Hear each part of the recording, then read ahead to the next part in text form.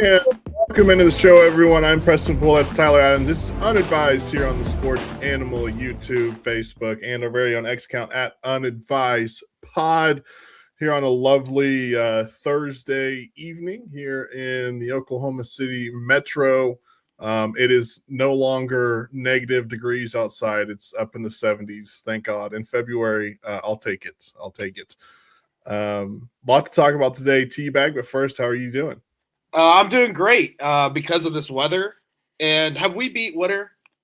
Have we beat winter?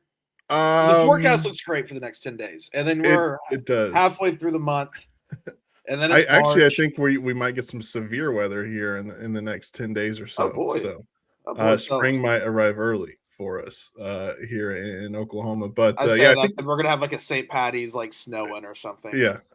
No, I think we kicked winter's ass this year. They got us ate for them a up week. and spit them out. Yeah, they got us for a week, but we also had a 75-degree Christmas, so it's really the winter here. They knocked us to the mat, but we got right back up.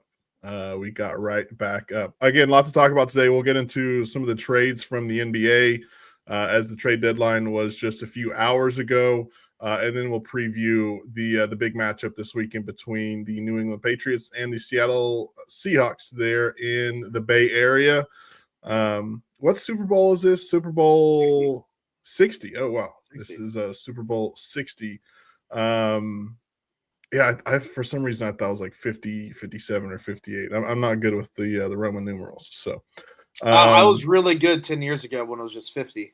I was great. Was that just like L? I think is no. They just did the 50 for the Super Bowl. Oh yeah, that's right. The that's regular right. number. That's right. Yeah, that's right. Yeah, that is. But right. it is L. You're exactly right. Yes. It is. Okay.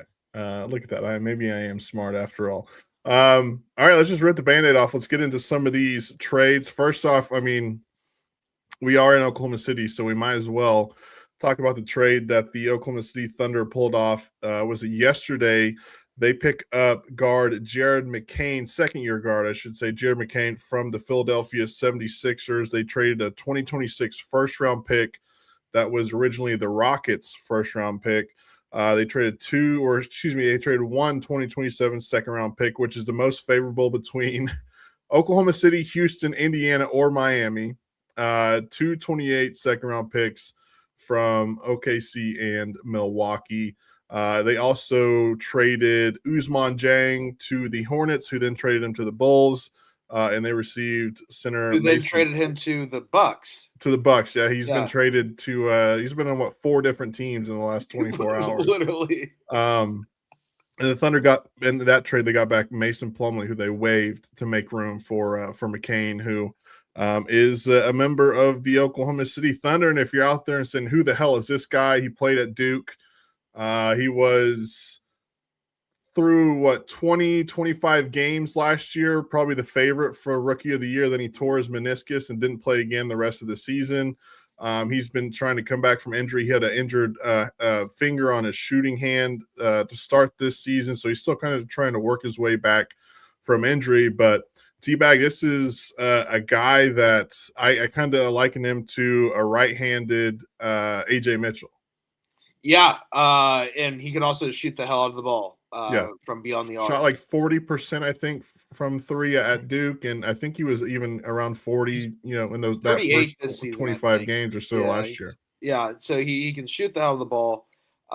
He's a guard that can hang out on the wing, that can also handle the ball.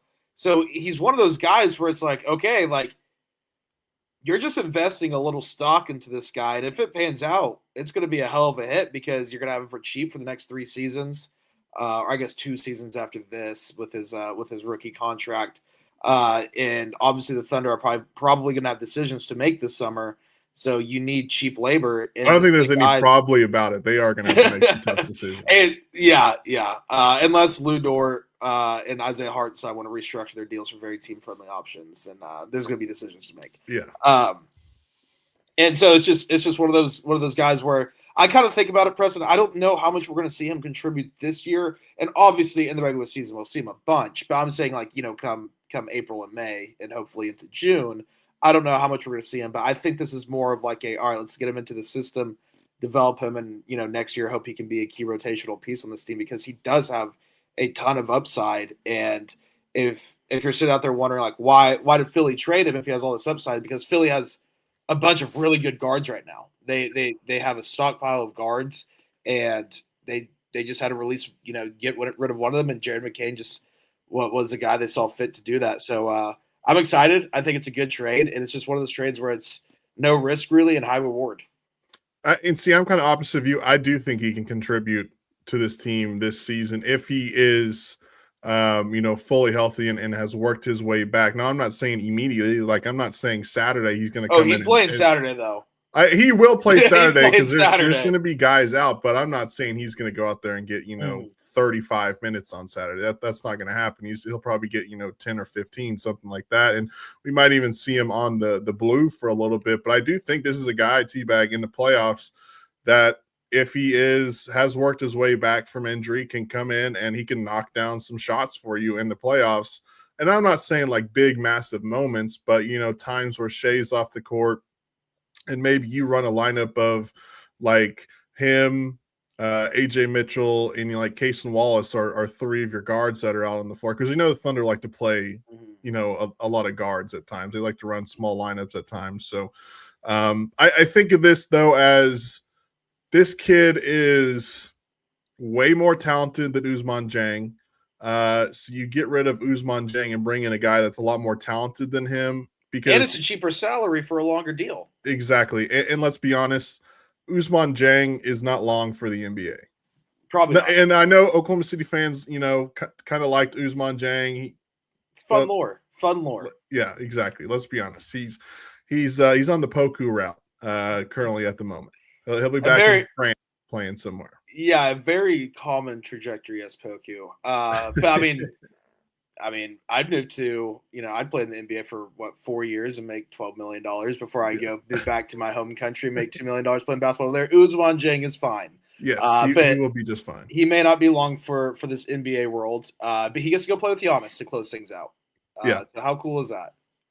Play with Giannis for a little bit, and then, like I said, go back to France and play for a professional basketball team there and make, whatever money he wants to and save all his NBA money. Whatever. We did a couple of years ago. I think, was it his rookie year? Maybe the year after his rookie year. We did get a chance to meet him and talk to him. He's a nice kid.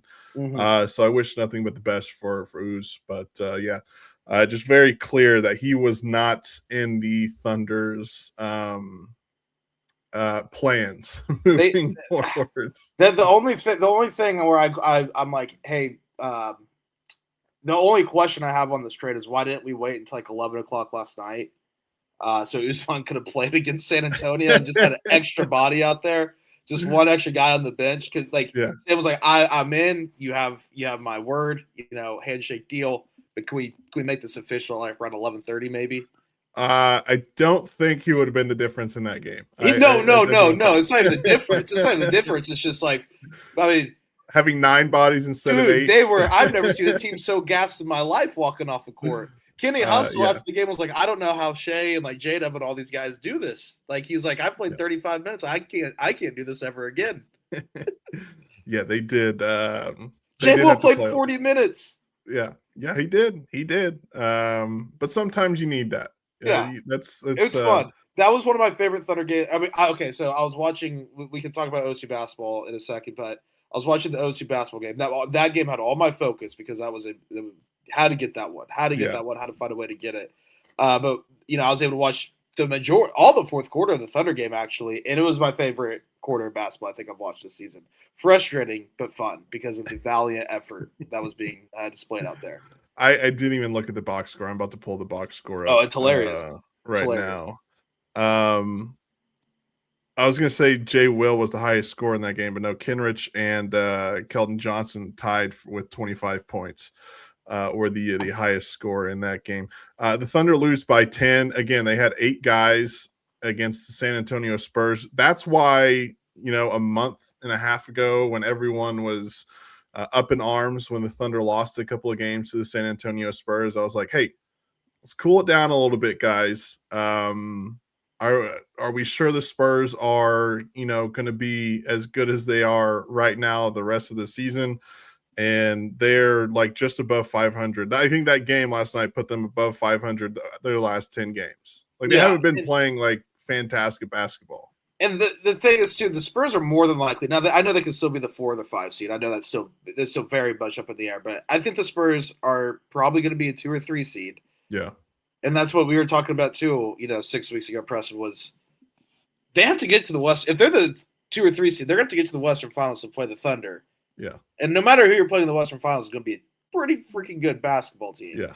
So yeah, I am not upset. In that loss in the slightest, but I was rooting so hard for them to find a way to win that one because that would have been if it's like icing on the cake. It's like, oh, you got that cute little cup in Christmas game day. Oh, that's adorable. We just beat you with guys 7 through 15 with 3 G League guys. It's really guys 9 to 18. Yes. Yeah. Yeah. Brooks Barnheiser had 14 points. Shout out Brooks. Finally had the courage to shoot the ball.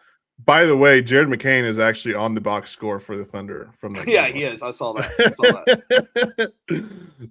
He literally got announced like 20 minutes before tip-off that he was joining the Thunder, and he was already on the box score. So some other trades from this last couple of days. I don't believe we talked about any of these yet because we haven't done a show, but let's go all the way back to February the 3rd, where Utah trades for Jaren Jackson Jr. So the Jazz get Jaren Jackson Jr., John Conchar, Jock Landale, Vince Williams Jr., and Memphis gets Kyle Anderson, Walter Clayton Jr., Taylor Hendricks, George Niang, and 3 future first-round picks. And at the time, it seemed kind of like, okay, this is the Grizzlies blowing it all up, and they're going to move on from Ja and all that stuff. But we sit here today, and Ja Morant's still on the Memphis Grizzlies. Yeah, I really not. I guess today, if when I woke up, people would have asked me, I would have said no. I don't think he's gonna be on the Grizzlies, obviously, but it feels like it got really quiet in Memphis. Like the Jaren Jackson trade, for example, it didn't come out of nowhere because we all had the signs that hey, they're probably gonna blow it up. It just felt like you weren't really hearing anything from the Memphis front. Yeah. And it just the Ja Morant news just got really quiet, and usually that's a sign that like all's quiet before the calm before the storm kind of thing. But nothing really just happened. So I'm a little surprised he's still in Memphis because I thought there was going to be a full blow up, but maybe they think they can get a better offer for him this summer. Kind of like I don't think they can because I don't think they can either. Such a head case, and you don't know how available he's going to be. I don't think they can. I mean, he's able to freaking pull a gun. He's able to freaking pull a gun on somebody on camera in the next 24 hours. This is an online show. We can say I know. I just in case of kids watching out there. But that trade, I didn't get it from either team. I mean, Utah, what are you trying to do here? In Memphis, again, what are you trying to do as well? You do get the 3 first-round picks, but you hold on to Ja. That makes no sense to me. So. Yeah, I don't get it. This was a barn burner right here. The Chicago Bulls get Mike Conley and Jaden Ivey. The Detroit Pistons get Kevin Huerter, Dario Saric, and a 2026 first-round pick swap with Minnesota, and Minnesota gets cash. This, to me, was Minnesota offloading some assets to try and get Giannis, who, again, Giannis is still on the Milwaukee Bucks. Shams having a rough one, man. Shams having a rough one. Didn't the Pistons? I don't think it was in the same trade, but didn't the Pistons also acquire Duncan Robinson this deadline? I think they did because getting what was it, Kevin Huerter and Duncan Robinson? That's really good. Bench rotational pieces for them. Pistons are good. Pistons are really good. I think that might have been previous that they acquired Duncan Robinson. Okay. Previous. I knew he was on the Pistons. I just didn't know how that I believe that might have been an off-season thing. Oh, really? I think it's not on the trade deadline page here for ESPN, so it had to have happened. I'm just going off what Spinozzi told me, so take this up with Spinozzi if you guys have a problem with me. The Bulls were wheeling and dealing here on the trade deadline, and they didn't get any. They got worse. They didn't get any better, but They traded Anthony Simons in a second round pick to from with Boston, who they then sent Nikola Vucevic in a second round pick to the Celtics. Look out, Sam Presti. Someone's coming after all the second rounders. The Yeah. Chicago Bulls. They want every second rounder in the world. Yeah. Yes. I think yes, I'd love to know. I know they did last year, but it was to get their own pick back. I wonder, like, when was the last time the Bulls actually made a trade? Because they make a lot of trades. It's not like, oh, the Thunder haven't made a trade for a first-round pick in a while. It's like, yeah, but the Thunder have made very minimal trades over the last few years. The Bulls make a lot of trades, a lot. Yeah. They're frequents in the trade business. I wonder how many trades it's been outside of the one they got last year, where they just got their own draft pick back from the Kings. I wonder how many draft picks they've gotten, first-round draft picks, they've gotten compared to second-round draft picks. Well, It's got to be a lot to a little, or a little to a lot, however you want to phrase it. So I mean, they did the Conley trade. They didn't get a first round pick there. Oh, they didn't get one this season, I think, at all. They got like 7 second rounders. Were in the Dennis Schroeder, DeAndre Hunter trade that happened on January 31st. They got 2 second round picks out of that. So I mean, so far that's what 3 trades they've been involved in, and all they've gotten is second round. They didn't even get one from the Thunder. Yeah, no. That was just like basically a straight. It's been before. It's been before that. It's been before the Caruso trade. Yeah, that they've got, because I remember the fans were like, "How do you guys never get first round picks?" And like again, like the one with the Kings last year, that was their own first round pick that they just got back. So yeah, they got a first rounder, but it was their own pick back. Yeah. What a bad organization. What a bad front office. What a bad front office. Speaking of bad front offices, the LA Clippers traded James Harden to the Cleveland Cavaliers for Darius Garland and a 2026 second round pick. They also traded Ivica Zubac earlier today to the why am I blanking? The Pacers. For Benedict Mathurin. So that first round pick that the Thunder have from the Clippers might pay off if things go south. That damn 15-game win streak or whatever they went on. It's going to hurt our odds. It's going to hurt our lottery odds because I think this Clippers team might be DU and done. Yes. Kawhi pulled hamstring. That's going to keep him out for 2 months inbound. Yeah, or he pulled something in his back or something like that. Yeah, Kawhi pulled something out indefinitely. Tweet from Shams inbound. Yes. One of the bigger trades was, what is today's date? This was yesterday. The Mavs trade Anthony Davis to the Wizards. So the Wizards get Anthony Davis, Jaden Hardy, D'Angelo Russell, Dante Exum. The Mavs get Chris Middleton, AJ Johnson, Malachi Branham, Marvin Bagley III. They get a first round pick for this year. That was the Thunders. They get a 2030 first round pick from Golden State. And then they get 3 second round picks as well. That was one of the bigger trades, I would say, this deadline. I'm really starting to see Nico's vision. I'm really starting to under Chris Middleton and Marvin Bagley III, a first round pick that's going to be at best like 27. Yeah. Really starting to understand Nico's vision, what he was seeing here. Yeah, it's closure for Mavs fans. I'm glad they got their closure because that is closure for them. Yes, it's come full circle. It is over with. Some other big trades. Chris Paul ends up on the Raptors. I don't really know if he's going to end up playing. Lonzo Ball ends up on the Utah Jazz. How about that? Does that do anything for you? No. I think he got waived by the Jazz afterwards. That probably sounds like something. No, that sounds like something that's going to happen. Yeah, if it already hasn't.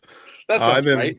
Late last night, the long-standing nightmare for Golden State fans has finally ended. Jonathan Kuminga finally gets traded from the Warriors to the Atlanta Hawks, along with Buddy Hield, and the Golden State Warriors get Kristaps Porzingis, who is literally never going to be healthy again.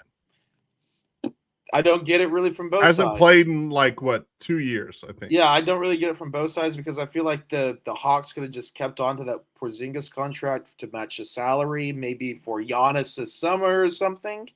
Granted, I guess I'm speaking on, I don't know how many more years Kristaps has left on his deal. And also like my first thought was like, oh, I really like Kuminga, to the Hawks, get him a fresh start. I think he has a lot of time. But then I was like, but Jalen Johnson is already a big forward on their team that's really good. So I don't really get that trade from really either end. So that's that right there is a trade. It's a trade. Yeah. But it is one of the trades. One team got something, the other team got another. Yeah. And they didn't trade Draymond. They didn't trade for Giannis because their assets are garbage there at Golden State. So it seems like the Bucks are going to wait until the summer to deal Giannis. I know Giannis tweeted out the Wolf of Wall Street clip.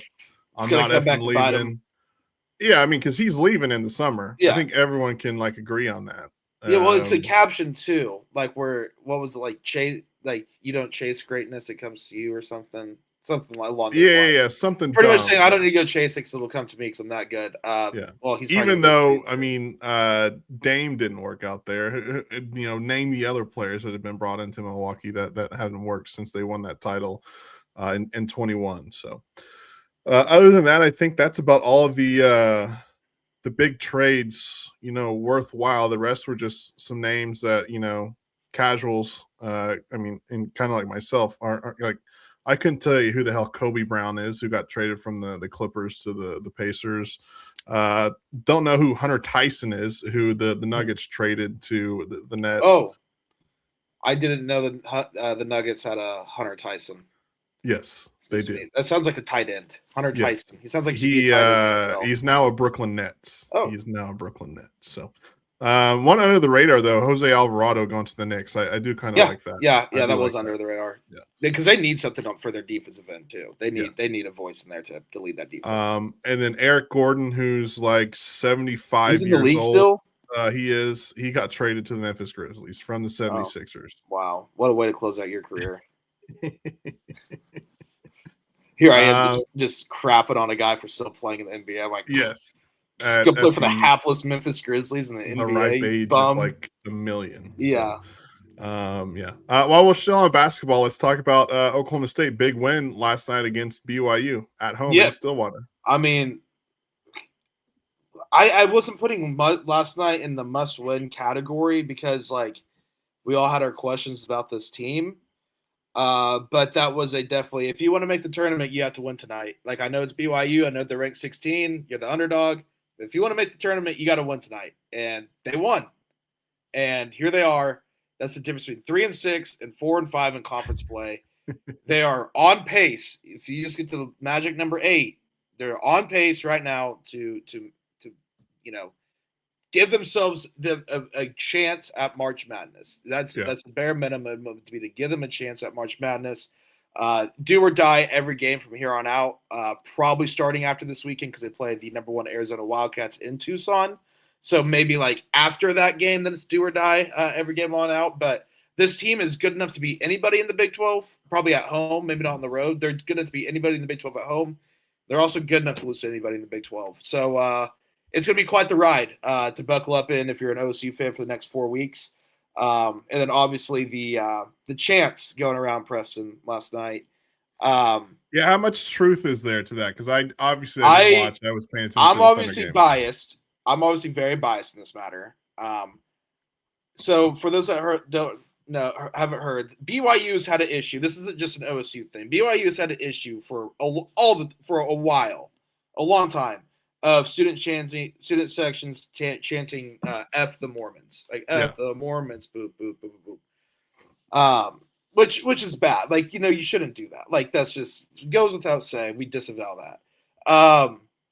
Last night there was a very questionable foul call, as there are in college basketball, and the student section started chanting "Refs are Mormon, refs are Mormon," boop boop boop boop boop, and it sounds very similar. And I get how I do get how BYU fans are like, oh, that's what they're chanting. I get their perspective from this and how they how that was perceived. And I'm sure there were F the Mormon chants in the student section last night, but I don't think it was the entire student section from goal to goal, bucket to bucket. Like, I don't think the entire student section was chanting that because there are multiple videos from the broadcast and inside the arena, and you can even see the mouths. They're chanting "Refs are Mormon." And the way I can really kind of decipher that is because F the Mormons and rest are Mormon have two different endings to them. Yeah. And you can really decipher it. And again, I get the BYU standpoint. So, like, I understand why they're mad, and it's just Twitter being mad. But I also think that there has been some I don't think that OSU should be slandered in the way they are right now because of the fake news media out there pushing a narrative that just quite frankly isn't true. Well, Again, I'm and biased on this matter, and I will not see another side. If there is another side and something goes my way, I will refuse to believe it's true, and I will say it's AI. So I'm biased, but they weren't chanting F the Mormons. color me shocked, college kids chanting some dumb stuff Yeah. at a basketball game. Oh my gosh. See, that's like, I mean, I was watching the Kansas and Texas Tech game over the weekend, and I'm not going to repeat what the crowd was chanting, but they were calling, who's the guy in Kansas that's really good? It's going to Darren be like, Peterson. yeah, they were calling him soft, but using a different word for Yeah, soft. I heard that. Chanting it very loudly. I might have heard I might have heard, now I'm not going to say what school this was or what game this was. I might have heard you're a very, very big time slur that starts with the F. Very big time slur that starts with the F. Yeah. I might have heard you're a bleep to one specific OU quarterback that then transferred to USC. I might have heard an entire student section chanting that one time. And I think that's a little bit more, whoa, yeah. Like, let's slow down here, guys. But yeah, good luck telling college kids that are drunk to not be offensive. So T-Bag heard that. That means it had to have happened in Stillwater at the final Bedlam game. You'll never know. Never know. I was at the OU Kansas game that year in Lawrence. Yeah, okay. That's also my quarterback, all right? Yeah. Like, if I could go back in time and tell everyone to stop it, I would. Guys, quit. He's going to be a Bear one day, and I'm going to have to He's going to be so good in the NFL, you guys have no idea. One other thing on the Thunder's new acquisition, I'm sure you guys know by now. He is of the same ilk as Caleb Williams. He does from time to time paint his fingernails. Get the hell over it. All right, as long as he's knocking down buckets, I'm all not that far matters. behind. I mean, yeah. I mean, you have to at this point. next thing I just need an OSU either basketball or football player to have painted fingernails, and I got the trifecta. And then you're in. I'm in. And he is like a TikTok star. He's got like 4 million followers on TikTok. And like there's so many. Look at our world right now. If you're choosing to get mad over a person posting on TikTok having fun, no matter your opinion on it, find other things to be mad at, guys. Yeah. Those are the people that are always a blast at parties. Yeah. Go scroll their Twitter and you'll be like, Jesus. Yeah. What a fun guy that person is. So all right, well, let's talk about the big game. Coming up this Saturday, 5:30, which it feels like the Super Bowl should maybe be a little bit earlier because this thing's not gonna end till like midnight. Because it always seems to drag out like the longest amount of time possible. It's like a 5-hour football game. It is. It takes absolutely for obviously halftime is like a solid 30 minutes, 45 minutes for halftime. So this game's gonna start. We say 5:30. It'll probably start closer to 6 if I had to guess. So, but it's the Seattle Seahawks taking on the New England Patriots. This was a rematch. I forget what Super Bowl. But it was 11 years ago. Yeah, it was 49.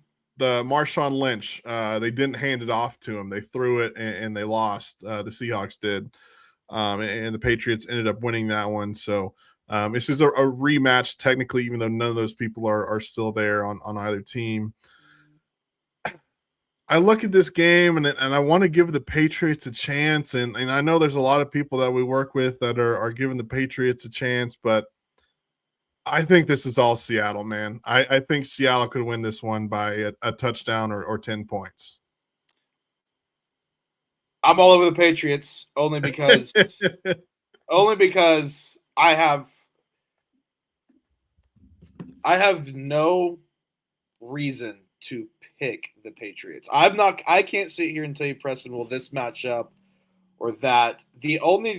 I think the Patriots might have a slight advantage at coach, and I think Mike Macdonald, Mike Macdonald could very well prove us all wrong because I think he's obviously a damn good football coach who we look back in 10 years and be like, all right, he was one of the best coaches of the last 10 years. And, people might view him better as Vrabel. But right now I'm going to give the coaching advantage to the Patriots. That's really kind of all I got. Because Drake May hasn't done anything in the playoffs. And I was like, I can't trust Sam Darnold. We haven't done anything in the playoffs either, too. So neither of these quarterbacks have really done much in the playoffs. So it's like that narrative kind of has to go both ways. I'm just giving them an advantage because I think both these defenses are really good. I think both these quarterbacks have been struggling. I think both these coaches are really good. And when I think you got a recipe like that, I think you have a field goal game. And that's literally I'm trying to look at this from the most simple point of view that I can. And that's the most simple point of view that I have. I'm sure if, we deep dived and we had, a football expert on our show, I'm sure he could very easily talk me out of it. But that's where I'm at right now. I look at it and I'm like, the Seahawks offense has been incredible the last two games. They put up 41 points on the Niners. They put up 31 on the Rams. Yeah, they gave up 27 points. I just think they got so much firepower. JSN is amazing. Kenneth Walker has been playing great in the postseason for the Seahawks. I just think that they have a little bit too much and they're going to overwhelm the Patriots. Now, that being said, again, I only think, I'm not saying it's going to be, a major blowout. I'm thinking like 7 to 10 points the Seahawks win by. It still will be a game in like the fourth quarter, and the Seahawks, kind of close the door late in the fourth quarter and wrap things up for it. But I could see it going either way. But if gun to my head, I'm picking the Seahawks, and I'm probably taking the 4.5. I'm rooting for the Seahawks, and I'm probably going to bet on the Seahawks just because I want the Seahawks to win and kick their asses. I hate the Patriots. Yeah. And so speaking of my Patriots hate, I was kind of thinking about why I was like, because I don't remember hating the Patriots as much towards the end of Brady. And I think that's because I just started choosing to appreciate the greatness. Yeah. I was like, get as many as you can. Like, let's watch this. Like, get as many as you can. And I think the 28-3 kind of changed. Yeah. Like, I was like, damn. Everything. And then, so I still remember, but I remember hating them before that, and I liked them for a stretch there when they had Wes Welker, because I'm a massive Wes Welker, right behind you, yeah. Wes Welker fan. For those that don't know, he's my favorite athlete of all time. So I liked them there for a second, but I hated them throughout that, except maybe the last 3 years of Brady. And then I was like, this run that the Patriots have been on just kind of re-energized my hate for the Patriots and just Boston sports in general, because I feel like I've been very lucky as a sports fan. From my perspective, the Bears have been we can talk about that, but I did grow up, the most massive Bears fan in the world. I caught more wind of them kind of in later high school whenever Wes Welker retired. But we all know how lucky we've been with the Thunder. And I mean, if you're an OU fan out there, think about how lucky you've been with OU football, and even from OSU football. OSU fans have been very lucky for the last 20 years of football that they've had. It's been consistent success until the last couple of years. But I feel like I've been very lucky as a sports fan. Very lucky. Damn, I've had it pretty good. I didn't win my first championship till last year. These MFers in Boston have they're like, oh, I'm 26 years old, I have 20 championships. It's what the hell? Yeah, it's not fair. 100%. I think I was the St. Louis Cardinals won it in 2006, so I would have been 10, about to turn 11 that year. So, but other than the Cardinals 2 and the Thunder 1, that would be about it. So definitely very jealous of the Boston fans. Also, they're kind of douchebags when it comes to they're horrible. The Patriots and all we do is win championships, blah blah blah blah. And it's all right, man, come on. Well, and so one of the few books I've read in my life was, I'm looking at it right now. I read Colin Cowherd's book. I read it in college, and because I was doing sports media, I was like, oh, I might as well read a book about it. I remember in his book he talked about how Boston sports fans, if you look at their rate, if you look at a graph of Monday Night Football and where the hot spots were, think about like electricity. You can see the lights at night. Yeah. Lights up where the cities are. Boston, for a major city, always had by far the lowest ratings in a major city. But if the Patriots were on Monday Night Football, it was like more people in Boston were watching the Patriots than like more people in Chicago were watching the Bears, kind of thing. It's literally because Bostonians They only don't care care about about anything. Boston. They don't watch any other NFL game. They don't watch any other NBA game. They don't watch any other MLB game or NHL game. They watch All their they team. care about is Boston.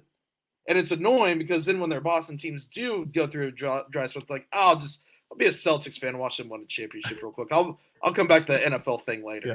How about the Bruins? The Red Sox? Yeah. No, I'm with you 100%. All right, I've got some prop bets here in front of me. I think it's Charlie. Is it Pluth? Poofs? I don't know how to say it. I think that's the national anthem. Who's going to sing the national anthem? Over under 120 seconds. Over. Way over, I think. Yeah. Way over. Because that's what, a minute and a half? That seems low. Yeah. Definitely. No, that's 2 minutes. That's 2 minutes. That's 2 minutes. I feel like a national anthem is usually about 2:12. Yeah, I sometimes even 3. Yeah. Yeah. Coin toss, heads or tails? Tails never fails. Exactly. I was thinking the exact same thing. First offensive play will be a run or a pass attempt. Ooh. Run. Both you got to settle both these quarterbacks into the game. Run. Which team will score first? Seahawks. No, we'll give it to the Patriots. I'll give that to the Patriots. First turnover of the game will be fumble, interception, turnover on downs, or a missed field goal. Seahawks interception. Seahawks interception. Okay. Which team will commit the first accepted penalty of the game? Ooh. I guess I'll say Seahawks. I don't know. That's a good one because both these teams they're not going to commit penalty. That's going to be very costly. Which team will get 10 points first? Patriots, Seahawks, or neither? It'd be pretty crazy if neither team got. I was like, neither. Someone has to get 10 points. I guess theoretically, no one has to get 10 points. Seahawks. Seahawks. That's what I'm thinking. What else? I would say it says which song we perform first at halftime, but I literally can't say any of these song names because I don't know one Bad Bunny song. Yeah. I'm going to be watching Bad Bunny because I'm not an old curmudgeon man. Yeah. I don't know one Bad Bunny song. I do wish it was someone I knew. I do, guys. But Bad Bunny is very good. Some of it. I know one song album of the year, so is called one song's called Monaco. The only reason I know that song is because it has like Formula One stuff in it. If it weren't for that, I probably would not know any songs from Bad Bunny. But he just won album of the year at the Grammys, so he has to be doing something right. But yeah, he is he is massive in like the South American, Central American, all that's massive. And again, if you're a curmudgeon old man out there mad about the halftime show, one, there's an alternate broadcast, so I hear. Yeah. So you can tune in over there. Secondly, I don't know Bad Bunny either. I don't know any of his songs either. I'll get by the 10 minutes just fine. Yeah. It's not going to hurt me any. Something tells me they will watch Bad Bunny so they can get on Facebook and bitch and moan about it. Oh yeah. Oh, I can't. Yeah. I can't wait for my family group text with like my uncle going, "Who the hell is this guy? Who is this Bunny guy?" Will anyone accompany Bad Bunny on stage to perform a song with him? Yes or no? I got to assume yes. Yeah. I mean, literally, that's what's happened like every single Super Bowl halftime show. Well, isn't Green Day doing something? I don't know. I've seen Green Day. I've seen something about Green Day in Super Bowl halftime. I haven't seen that. Total number of players to attempt to pass over under 2.5. Always take the over on that one. That's a fun one. Take the over on. You're always just waiting for that third guy to make the pass. Yeah. Let's see what else we have here. Of course, one of the favorites. What color liquid poured on the winning head coach? You have lime green / yellow, clear / water, red / pink, blue, orange, or purple. I feel like orange is one to because and still time to do your homework and go back and maybe see if you can see what color of Gatorade they have on their sidelines. But yeah, orange feels like one that's like universal. Yeah. I Maybe feel even like like that's lime like or the yellow. that's like the one where it's like what it's like the third or fourth best odds. It's just like Yeah. that's one of those best just say like the third or fourth best odds. Yeah. Yeah, Yeah. because you just don't know. I think that's all the weird quirky ones that I had. I do remember a couple of years ago, I was feeling myself. I bet Jalen Hurts' first touchdown score, and they did the tush push at like the 1 yard line, and he scored, and I won my bet. And I think that will probably be the only Super Bowl bet I ever placed because it was the only one I placed and I won. So I'll just keep it at a 1-0 streak. I'm gonna make my. I'm gonna just bet on the spread, and I'm just gonna make it probably about 5 minutes before kickoff. Yeah. And I always do 3 units on the Super Bowl because I only really bet on football. I'll bet on March Madness, but I don't bet degenerately on March Madness because I don't watch all day. I mean, Yeah. I watch, don't get me wrong, but like I don't degenerately bet on March Madness. So I usually do a 3 unit bet on the Super Bowl because it's like my last bet until March Madness, and then from literally March until September, I don't place a Yeah. damn thing. Yeah. So like, I kind of go all out for the Super Bowl. Although we do have the World Cup this summer that you can place some money on. It's true. Derek on Facebook says over under how many times they reference Pat Mahomes. I would probably say One and a half. I'd put it at like 3, and I would take the end. I don't think they're going to reference him too much. If like Darnold backed up Mahomes one year, then like 9.5. But none of these two teams have like any don't have any ties. Yeah, so I doubt it. I do have one last thing to bring up. So the Winter Olympics, I believe they've started already. I don't know if tomorrow's opening ceremonies. Okay, but I still think there's like some things going on right now. But open ceremonies are tomorrow. This is from the New York Times per The Athletic. Reports have surfaced before the Winter Olympics that allege ski jumpers are injecting their penises with hyaluronic acid to fly further. The World Anti-Doping Agency has vowed to investigate. Would you inject your nether regions with hyaluronic acid so you could fly further while skiing? No. Well, I don't think it makes. What's the science behind it? Is everything going to be okay? Then yes. And don't quote me on this because I do not know. I think the bigger the unit, the more aerodynamic, if that makes any sense. So they're making it smaller? No, I think they're making it bigger. Oh, I was going to say if they're making it smaller, I don't have any issues. It's more like so it's more like aerodynamic. If that, I think, I don't know. I haven't done too much. I have an image in my head. I just don't want to have like just like so it's just like flying backwards to like give yourself just a little zip.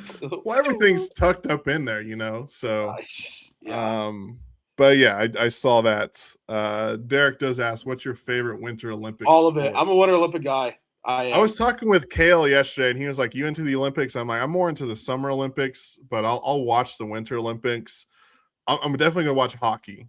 USA Canada hockey. I can't wait. I like this. I don't know what it's called, but they do like the cross country skiing with like the rifle on their back, and they stop to like shoot the targets every once in a while. I like that.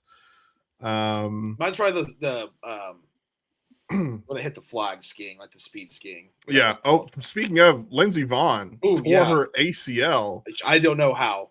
And she's like 40 years old, and she's still going to compete in the Olympics, which I understand is probably her last Olympics since she is so old. But she just literally tore her ACL like a week ago. I don't know. Like I'm a frequent skier. Like that's why I like the Winter Olympics so much, is because I've grown up my whole life, skiing. Like it's literally my favorite thing to do on this earth. I don't know how I don't know how you could go down a bunny slope with like a torn ACL. Yeah, she's just a different breed of cat, man. She's crazy. Yeah. Yeah, screw that. Good for her, screw that. Speed skating, I might watch that. I'm trying to think. Curling, I'm kind of out on curling. I'll be honest with you. That's a little boring. Anything with skis or a snowboard, I'm watching. Yeah, snowboarding definitely. Hockey, ski, bobsled too. Bobsled. Where's it? Is the bobsled the one where they're the team going down? I I think, yeah. Well, and the one where they're laying, the single or with a team where they're laying down, Yeah, they're iced. yeah. Yeah, and it's like they go like 150 miles an hour. That's cool. Is it Chloe Kim that is the snowboarder for the U.S.? Yeah, she's a stud. She is amazing. Yeah. I'm trying to think. There was Red something. He was in the Olympics. He's an American. Shot wide in these Olympics. I don't think Shaun White retired. I believe so. Other than that, you're not going to catch me watching like figure skating or anything like that. Don't really care. Derek says, do they have beer pong? Feel like y'all would be on Team USA. We're qualifying for the summer 2028 Olympics. That is part of the Oklahoma City branch. Many moons ago, I might have been able to attempt to be on Team USA. I don't know about now. I might be washed at this point in beer pong. I haven't played in forever. So, my gosh. When was the last time I don't know the last time I've done that. Couldn't tell you. All right. Anything else on your mind before we put a bow on this thing? No, I'm just very excited that we have good weather right now. It's making everything better. Get out and enjoy it, especially this weekend. And really next week. Hell, you might even be able to open your pool by the end of February. Who knows? It might be 95 degrees on spring break, or there might be a foot of snow on spring break as well. So who knows? Stay tuned to find out. Yeah, we'll let you know. All right, that's going to do it for us. Everyone enjoy all the sports this weekend, especially Sunday. And we'll be back with you next week for more. Until then, have a good one, everyone.